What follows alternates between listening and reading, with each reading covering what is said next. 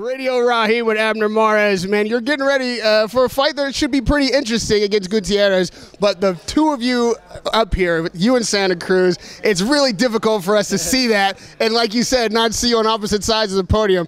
Man, how bad did you want that fight? And even though this is a good one, is it disappointing that you're not going to get that quite yet? Yes, that's the word. Obviously disappointed because I was eager to get that fight. It was already pretty much talked about, verbally, like agreed on, but you know, things happen and it just didn't quite happen. Now me sitting next to Leo as I walked up to the podium, and I said, hey, I was hoping to be on the opposite side facing you, but you know, we all know that, you know, things happen for a reason. God knows why. Business wise, it was just not making sense for the promotion yet.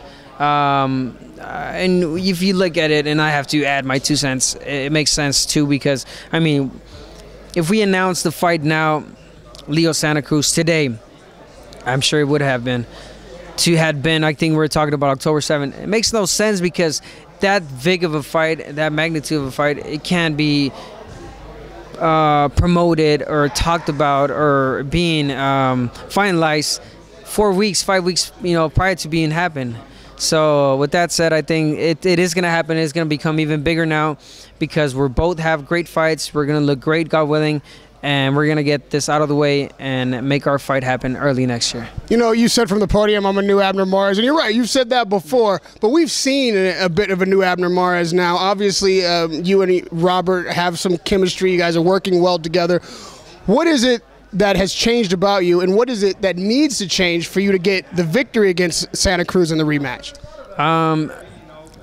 You know what? It was just just the coach itself. I mean, the training, the atmosphere, the place where I'm at right now, and I've shown it, you know, that I've learned I'm growing as a fighter each and every single day. As I stepped into the gym, in the ring, training, sparring, it just, the way coach sees things and teaches you and tells you, it's just like you're starting all over again. And it's beautiful because you go in there, and I was saying it, you go in there, you land a right hand, and coach said, Abner, you landed a crisp, nice right hand, landed 2 times now, and you go in there and do it twice, and then you come back all happy, like, I did it, you know, I say like, wow, you know, I could do all this. I've always had that talent. I know I was able to do it, but to have someone do this and tell you, hey, you could do it, you know, that helps you. And I think that's what I needed. I needed someone to wake me, to tell me, to awaken that talent that I have in me. So day by day, I'm learning. As I proved it with the Cuellar, now I'm going to prove it even more with Gutierrez, and even more against Leo Santa Cruz. So were you tapping Jose Aldo on the head and being like, good job? Well, you're in there sparring with this MMA guy. Talk to me about what it was like being in the gym with him. It was great. Just being in the gym with the guys. He's funny, man. He's funny. He's outgoing. He's a humble fighter, man.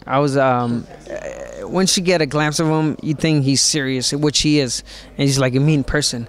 But once you get to talk to him, he's like the most humble, like, you know, like kid, you know, like he doesn't, like, you can't see him in that ring when you go, because I honestly, I didn't follow MMA until I started all these MMA fighters, you know, right, talked about, and then Aldo walking in there, I've heard of the guy, but I had to get home and watch online his tapes, his fights, and man, this guy's a beast. You know, this guy's something else. I guess he won 10 years without losing, and I mean, just a great fighter. And to be able to spar with him, learn from him, teach him some things, it's just great. And we still stay in touch. We became good friends, and whenever he comes down, I'm gonna be there to help him, because we got along so good, and he liked my teaching, aside obviously from Coach Robert, but you know, the way I kind of explain things to him. I know you watched McGregor Mayweather, and yeah, you were there, and now you're training with an MMA guy. You've got some experience there. Is this, first of all, what was your take on McGregor Mayweather, and then is this MMA boxing crossover thing? You think this is going to become a thing? It could, but I don't see it. It's business, bro. When you see a fight from Floyd, it's all business. This fight happened because it needed to happen. There was no more fights for Floyd. You know, who else can we boxing? Wait for the Canelo Triple G, maybe, but that's a high risk for Mayweather. Why not fight a big name, big talker, a guy who sells MMA, and do it for the very first time, business-wise? Boom, it happened. It wasn't a risky fight for Floyd. Yes, a lot of people talking about, oh, you got in there, you gave him 3-4 good rounds. Yes, because Floyd wanted to, you know, and I'm not talking bad. I'm just saying, like, how smart is this guy, you know? Like they sold this fight so good. They gave us a hell of a fight, and this is what it was. It was entertaining. And he always sold it as that this is going to be an entertaining fight, and that's exactly what it was. People went happy. People paid a lot of money for a fight. People bought the fight. I think it broke a record, if I'm not wrong, pay-per-views. So people could hate, but at the end of the day, people bought it. People got indulged. People got into it, and I can see it. They could be an MMA fighter now, and a fighter who could go in there and give a hell of a fight, because I mean we're not too much different, you know. We're combat sports, but I don't see it happening again. Well, a fight that's not all business, that is all boxing, is Lomachenko and Rigondeaux. Is it happening? That's happening. It's definitely, yeah, it's definitely going down. I think it's December. How do you see that fight shaking out? Break it down for me. Oh man, I didn't even know it was happening. I see Lomachenko winning because he has the heavier punch.